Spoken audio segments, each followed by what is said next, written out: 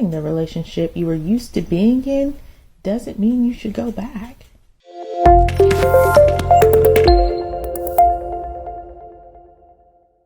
Hey, it's me. So I was thinking about exes and getting over them, and this includes unofficial exes, casual dating, situationships, friends with benefits, and whatever lies in between that leaves you stuck with some type of residual feelings that don't just fade overnight. Oftentimes, it's hard to get over them because there's that small part of you that wonders, did I make the right decision? Did I try hard enough? Was there something that I missed? So you go back, only to end up in the same cycle that you desperately wanted to escape. I think it's important to realize the difference between missing, wanting, and should. When a breakup occurs, you miss them, and you feel like, or you may consider, going back. But anyone that you've been with, slept with, shared time with, had kids with, or just in general spent a lot of time or had a lot of conversations together, you're going to miss them. Realistically, you set a pattern with this person, and patterns are hard to break. You may have certain songs, TV shows, images, restaurants, or items that remind you of them, consistently bringing you back to that feeling of them and feeling like you miss them. You also probably have an image in your mind of the things that you miss, but it may not be a full picture of the actual relationship. Your image may imagine the good times and the joyful parts, but to miss the pain or neglect that led to the actual breakup. And then those feelings of miss can turn into want. So now you want them back, or you want to give it another chance, and you're stuck in your brain of being reminded of what you had, and you're so used to it being there. It's comfortable, it's familiar, but that space maybe was also unhappy. It's more likely that you've become complacent and you feel stuck, but it's the stuck that you're used to, and growth is hard. So let's get into the should. Just because you miss the relationship or want it doesn't mean you should go back to it. An ex is an ex for a reason. And sometimes you go back and you really see a huge difference. But that's most likely the exception and not the rule. Think about what were the reasons it ended. And if you returned and nothing changed, is that relationship actually sustainable?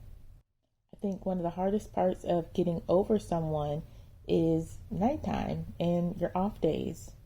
When you're off work or it's late at night and those feelings creep in and you start feeling lonely, so you send a text message or you make a phone call, knowing deep down that you really shouldn't.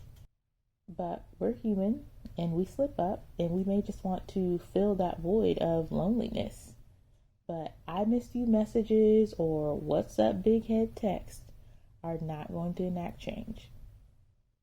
If anything, it's more than likely going to perpetuate the same cycle. They may think, oh, they just hit me up on some I miss you stuff. We don't have to rehash these same conversations. All right, cool. And sweeping things under the rug has never did any favors for anyone. Over time, the dust will pile up and it's only a matter of time before the floor is covered in it. Which also reminds me, I was listening to this podcast and they were talking about divorce. And a big contributor to divorce is resentment and contempt, which is this point where anger meets disgust. You're in this stage of this like condescending, eye-rolling, lip-smacking, heavy sighs of irritation and upset. It becomes this feeling of you are the problem and I'm miserable around you. When we're often upset is because we feel like they aren't there for us. Are they accessible to you? Are they responsive? Are they emotionally engaged? Okay, so back to the should of things. Instead of hitting them up on a lonely night, take accountability for your feelings and where you're at and do something to counteract it. Call a friend, play a game, take a walk, journal out your feelings, whatever you have to do.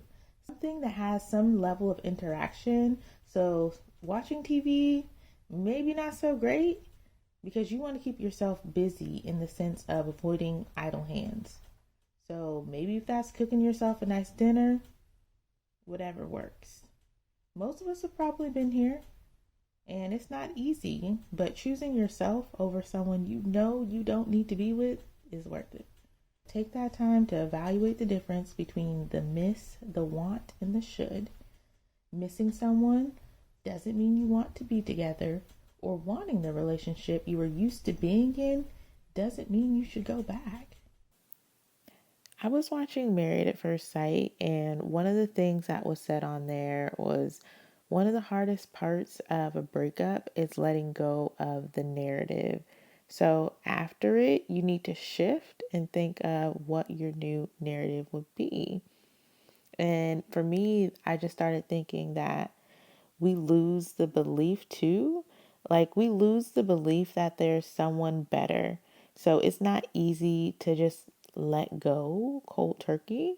So you could try slowly, like removing items from your house that remind you of them, spending less time together, having a hobby where you're not with them, making sure that you have your own identity and that you're not so caught up in theirs that you lose yourself. So, making it a gradual thing so you can get over your ex, because when you've spent a lot of time with someone, it's not always an easy shift to make. I'm going to end this in a quote. Holding on is believing there is only a past. Letting go is knowing that there is a future. Anyways, these are just my random thoughts.